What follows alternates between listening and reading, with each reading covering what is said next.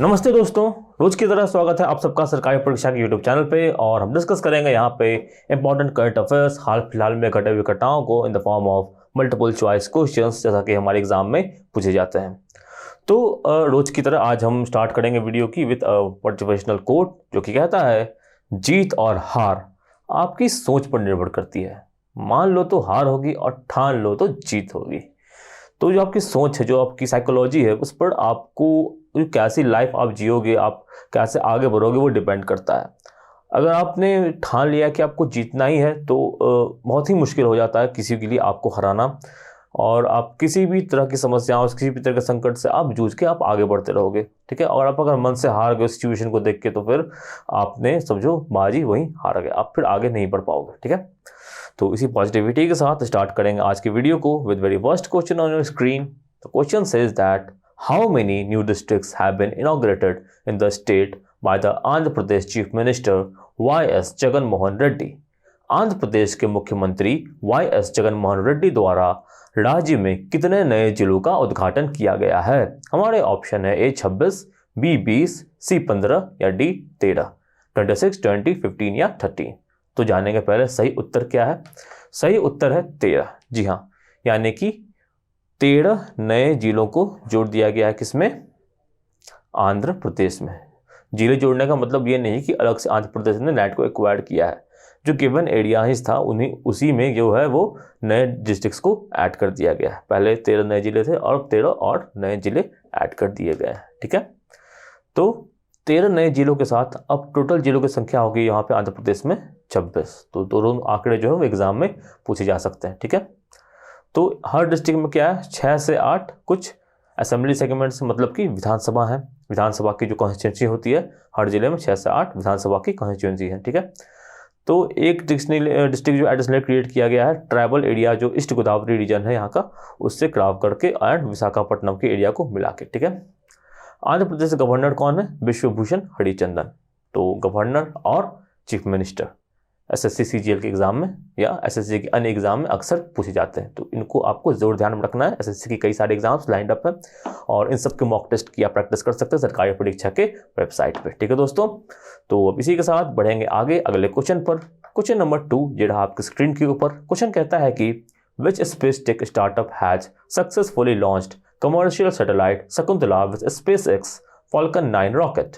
SpaceX Falcon 9 rocket के साथ किस अंतरिक्ष प्रौद्योगिकी स्टार्टअप ने व्यावसायिक उपग्रह शकुंतला का सफलतापूर्वक प्रक्षेपण किया है? हमारा ऑप्शन है A Skyroot Aerospace, B Pixxel, C Agnikul Cosmos या डी ध्रुव स्पेस। तो पहले जानेंगे सही उत्तर। सही उत्तर है ऑप्शन नंबर बी पिक्सेल। और ये जो चारों ऑप्शन है सभी क्या है? सभी स्पेस इंडस्ट्री के अच्छे अच्छे कंपनी स्टार्टअप्स हैं। तो भारत में ऐसी कंपनी बन रही है, बहुत ही अच्छी बात है। तो जानते हैं और इसके बारे में। शकुंतला क्या है? एक लो ऑर्बिटिंग इमेज सैटेलाइट है। क्या है? लो ऑर्बिटिंग इमेज सैटेलाइट। इसका क्या मतलब हुआ कि लो ऑर्बिट मतलब ये हुआ कि पृथ्वी की चारों ओर सैटेलाइट जो है वो चक्कर लगाती है। तो लो ऑर्बिट का मतलब ये हो जाता है कि जो पृथ्वी के जो काफ़ी करीब रहती है। हायर ऑर्बिट मतलब पृथ्वी से काफ़ी दूर ये सैटेलाइट ऑर्बिट करेगी, ठीक है। लोअर मतलब पृथ्वी के पास काफ़ी पास से ऑर्बिट करेगी सैटेलाइट, ठीक है। और इमेजिंग सैटेलाइट मतलब जिसकी जो इमेज रिजोल्यूशन है वो काफ़ी अच्छी है, काफ़ी अच्छी है, फोटोग्राफ्स सैटेलाइट खींच सकता है, ठीक है। तो ये लॉन्च कहाँ किया गया था? ये लॉन्च किया गया था SpaceX के ट्रांसपोर्ट फॉर्मेशन में, और लॉन्च का जो जगह था वो था केप कार्निवल यूएस में। पिक्सल ने पहला ये जो सैटेलाइट है अपना लॉन्च किया, कमर्शियल सैटेलाइट इनका पहला था स्टार्टअप का। और जो पिक्सल है ये कहाँ की कंपनी है? ये बेंगलुरु की कंपनी है। इसके CEO हैं हवीश अहमद, ठीक है। स्पेस टेक्नोलॉजी स्टार्टअप है। SpaceX के संस्थापक कौन है? इलॉन मस्क है। और फाल्कन 9 रॉकेट जो है काफ़ी फेमस है, इसके बारे में भी अक्सर एग्जाम से पूछा जाता है। और फाल्कन 9 रॉकेट SpaceX के संस्थापक कौन है? इलॉन मस्क है। ये इंफॉर्मेशन भी आपको यहाँ पे नोट कर लेनी चाहिए। तो नोट्स मतलब रोज मैं कहता हूँ करंट अफेयर जब भी आप पढ़ो यहाँ पे उसकी आप नोट्स बनाते चलो। नोट्स बनती रहेगी, आपकी पढ़ाई लिखाई अच्छी दिशा में चलती रहेगी। और जो एक लास्ट मोमेंट स्टडी है उसका स्ट्रेस आपको उतना नहीं रहेगा करंट अफेयर का, आपको चीज़ें सही से पता रहेगी और करंट अफेयर सेक्शन में आप अच्छा स्कोर जरूर कर पाओगे, ठीक है। तो अब इसी के साथ बढ़ेंगे अपने अगले क्वेश्चन के ऊपर। क्वेश्चन नंबर 3 ये रहा आपकी स्क्रीन के ऊपर। क्वेश्चन कहता है कि which super app has been announced by Tata group where users can find everything from groceries to gadgets and gateways। Tata समूह द्वारा कौन से सुपर ऐप की घोषणा की गई है जहां उपयोगकर्ता किराने के सामान से लेकर गैजेट्स और गेटवे तक सब कुछ पा सकते हैं? हमारे ऑप्शन है A Tata Grab, B Tata CLIQ, C Tata Play या डी टाटा न्यू। जान लेंगे पहले सही उत्तर क्या है दोस्तों। सही उत्तर है option number D Tata Neu. जी हाँ, तो टाटा न्यू क्या है? एक ऐप है टाटा समूह का। इसका मतलब क्या होता है, इसमें जो टाटा के जो भी प्रोडक्ट्स हैं उस ऐप पे आप यहाँ पे परचेज कर सकते हैं, एक्सेस कर सकते हैं, प्रोडक्ट एंड सर्विसेज बोथ। तो टाटा ग्रुप ने अनाउंस किया है इसको, इसका नाम है टाटा न्यू। पहले इंपॉर्टेंट इन्फॉर्मेशन। और ये जो ऐप यहाँ से ग्रॉसरी से गैजेट सब कुछ ले सकते हैं, जैसा कि मैंने कहा आपको। डिजिटल सर्विसेज भी ले सकते हैं और फ्लाइट टिकट्स भी बुक कर सकते हैं। एयर एशिया की फ्लाइट टिकट्स आप बुक कर सकते हैं। एयर एशिया कौन ऑन करता है? टाटा ग्रुप ही ऑन करती है। तो ये भी इंपॉर्टेंट इन्फॉर्मेशन हो गया। एयर एशिया कौन ऑन करता है, ऐसे भी क्वेश्चन बन सकते हैं। ठीक है, और जैसे कि ताज होटल, ये भी क्या है, ये भी टाटा ग्रुप का है। तो ताज होटल की बुकिंग भी आप यहाँ से कर सकते हैं। तो ये सब सर्विसेज होंगी और ये क्या होंगे, प्रोडक्ट्स भी हो गए, ग्रोसरीज और गैजेट्स। तो ये ऐप कुछ नई नहीं है, ये ऐप पहले से थी और पहले ये थी टाटा के एम्प्लॉयज़ के लिए। अब ये सबके लिए पब्लिकली अवेलेबल हो गई है। ठीक है दोस्तों, तो अब इसी के साथ आगे बढ़ेंगे अपने अगले प्रश्न पर। क्वेश्चन नंबर 4 ये रहा आपके स्क्रीन के ऊपर। क्वेश्चन कहता है कि who has been appointed as the world's first independent expert for human rights and climate change by UNHRC। UNHRC द्वारा मानव अधिकारों और जलवायु परिवर्तन के लिए दुनिया के पहले स्वतंत्र विशेषज्ञ के रूप में किसे नियुक्त किया गया है? हमारे ऑप्शन है A doctor Ian Fry, B Federico Villegas, C Najmat Shamim Khan या डी कॉली सेक।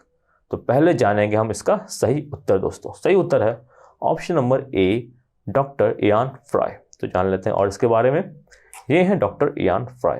ठीक है, तो ये जो नई पोस्ट है ये अभी 2021 में ही इसको स्टार्ट किया गया था UNHRC द्वारा, यानी United nation human rights commission के द्वारा। तो ये कौन है? First independent expert for human rights and climate change. तो इसके टर्मिनोलॉजी में भी क्वेश्चन बन सकता है। तो ये जो एग्जैक्टली जो पोजीशन का नाम है वो भी आपको याद होना चाहिए। First independent expert for human rights and climate change. कितने साल के लिए इन्हें रखा गया है? इन्हें 3 साल के लिए इस पोस्ट पर रखा गया है। और ये कहाँ के सिटीजन है? ये तुवालू और ऑस्ट्रेलिया दोनों जगह के सिटीजन है। ठीक है, तो इस जो पोजीशन पे है इनका काम क्या रहेगा? इनका काम रहेगा कि स्टडी करना और आइडेंटिफाई करना कि किस तरह के एडवर्स इफेक्ट जो है क्लाइमेट पे होते हैं और जो डिजास्टर्स के समय में भी किस तरह से क्लाइमेट अफेक्ट होता है, इन चीज़ों को पढ़ना। ठीक है, और इन चीज़ों से हम प्रिवेंट कैसे कर सकते हैं खुद को। जो प्राकृतिक आपदाएं होती हैं वो तो प्राकृतिक होती हैं, उनको रोका नहीं जा सकता, बट उनके इफेक्ट्स को कैसे कम किया जा सकता है इसके बारे में भी जो है पता करना इनका काम होगा, इनका डॉक्टर फ्राई का, डॉक्टर इयान फ्राई का। ठीक है, अब UNHRC की बात करें तो इसका हेडक्वार्टर कहाँ है? इसका हेडक्वार्टर है जेनेवा में, स्विट्जरलैंड में, और इसका प्रेसिडेंट कौन है? फेडरिको विलेगा। ठीक है, तो इसी के साथ बढ़ेंगे आगे अगले क्वेश्चन के ऊपर। क्वेश्चन नंबर 5 ये रहा आपके स्क्रीन के ऊपर। क्वेश्चन कहता है कि which country's prime minister Viktor Orban has won the general elections in 2022 for the 4th time in a row. किस देश के प्रधानमंत्री विक्टर ऑर्बन ने 2022 में आम चुनाव में जीत के साथ लगातार चौथी बार जीत हासिल की है? हमारे ऑप्शन है A Pakistan, B Kazakhstan, C Malaysia या डी हंगरी। तो पहले जानेंगे सही उत्तर। सही उत्तर option number D Hungary. Hungary के प्राइम मिनिस्टर हैं विक्टर ऑर्बन और ये चौथी बार भी जीत के प्राइम मिनिस्टर बन चुके हैं और काफ़ी ही बड़ी विक्ट्री इन्हें मिली है। तो कितनी बड़ी विक्ट्री मिली आप यहाँ से देख सकते हो। 98% वोट काउंट में इन्हें 53.1% का वोट मिला है और उनकी पार्टी का नाम क्या है? फिट्जी पार्टी। ये एक राइट विंग पार्टी है और ये longest serving head of government in EU हो चुके हैं। मतलब कि किसी भी जो यूरोपियन यूनियन का जो देश है हंगरी और बाकी भी यूरोपियन यूनियन के अगर आप देशों को मिला रहे तो वो ऐसे पहले प्रधानमंत्री जिनका ये इतने लंबे समय तक ये प्रधानमंत्री रहे, यानी कि 2010 से प्रधानमंत्री हैं और ये 2022 अभी तक ये प्रधानमंत्री बने हुए हैं। तो इतने लंबे समय तक यूरोपियन यूनियन में और कोई प्रधानमंत्री नहीं बन पाया है। ठीक है, तो अब इसी के साथ बढ़ेंगे आगे अपने अगले क्वेश्चन के ऊपर। क्वेश्चन नंबर 6 ये रहा आपके स्क्रीन के ऊपर। क्वेश्चन कहता है कि which of the following date is observed as national maritime day 2022।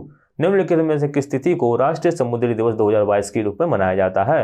हमारे ऑप्शन है ए 2 अप्रैल, बी 4 अप्रैल, सी 5 अप्रैल या डी 6 अप्रैल, यानी कि 2 अप्रैल, 4 अप्रैल, 5 अप्रैल या 6 अप्रैल। सही उत्तर क्या है? सही उत्तर ऑप्शन नंबर सी 5 अप्रैल, यानी 5 अप्रैल को मनाया जाता है क्या? नेशनल मैरीटाइम डे या राष्ट्रीय समुद्री दिवस। अब ये दिवस क्यों मनाया जाता है? ये इंटरनेशनल जो कॉमर्स कॉमर्स है, इंटरकंटिनेंटल कॉमर्स है, उसके प्रति अवेयरनेस पैदा करने के लिए बनाया जाता है। और हमें ये बताने के लिए बनाया जाता है कि जो समुद्र की भारत की सीमा है वो कहाँ तक फैली हुई है, कहाँ तक हम आसानी से समुद्र में अपना जो है वर्चस्व बना पाए हैं और वहाँ तक किस तरह से हम उस जगह का इस्तेमाल कर सकते हैं। ठीक है, तो इसकी अवेयरनेस के लिए ही मनाया जाता है क्या, नेशनल मैरीटाइम डे। ये इसका 59th एडिशन है, यानी कि मनाया जा रहा है कब से, लगभग 1964 से मनाया जा रहा है ये। तो अब इसी के साथ बढ़ेंगे अगले क्वेश्चन के ऊपर। क्वेश्चन नंबर 7 ये रहा आपकी स्क्रीन के ऊपर। क्वेश्चन कहता है कि Uttar Pradesh chief minister Yogi Adityanath has started school Chalo Abhiyan from which district. Uttar Pradesh के मुख्यमंत्री योगी आदित्यनाथ ने किस जिले से स्कूल चलो अभियान की शुरुआत की है? हमारे ऑप्शन है ए बहराइच, बी बलरामपुर, सी रामपुर या डी श्रावस्ती। सही उत्तर जान लेंगे। सही उत्तर ऑप्शन नंबर डी श्रावस्ती। ठीक है, तो यूपी के सीएम हैं योगी आदित्यनाथ और इन्होंने दूसरी बार अभी भी शपथ ली है। इन्होंने क्या लॉन्च किया है, स्कूल चलो अभियान, कहाँ पे, श्रावस्ती डिस्ट्रिक्ट में। श्रावस्ती डिस्ट्रिक्ट जो है यूपी का ऐसा जिला है जहाँ पे जो लिटरेसी रेट है वो सबसे कम है। लिटरेसी रेट किसके तहत डिसाइड होता है? ये डिसाइड होता है भारत का जनसंख्या के तहत। ठीक है, तो सेंसस ये जनसंख्या होती है उसके तहत जो है वो श्रावस्ती जो है वो ऐसा डिस्ट्रिक्ट है जो कि यहाँ पे लिटरेसी रेट जो है यूपी में सबसे कम है। और इसीलिए जो अभियान है स्कूल चलो अभियान ये यहाँ से स्टार्ट किया गया है। इसका एम क्या है? 100% enrolment in primary and upper primary schools in the state. Enrolment मतलब जो जितने भी बच्चे हैं उस जिले में वहाँ के 100% बच्चे जो हैं वो स्कूल में इनरोल हो जाएं, खुद को इनरोल करने स्कूल जाना शुरू कर दें। इसी का एम होता है, एनरोलमेंट बढ़ाना। ठीक है, इसी के साथ बढ़ेंगे आगे अब अगले प्रश्न के ऊपर। क्वेश्चन नंबर 8 ये रहा आपकी स्क्रीन के ऊपर। क्वेश्चन कहता है कि which state chief minister has launched Kaval Uthavi app for public during emergency. किस राज्य के मुख्यमंत्री ने आपातकाल के दौरान जनता के लिए कावल उत्वी नामक ऐप का उद्घाटन किया है? ऑप्शन है ए तमिलनाडु, बी कर्नाटका, सी केरला या डी आंध्र प्रदेश। सही उत्तर है ऑप्शन नंबर ए तमिलनाडु।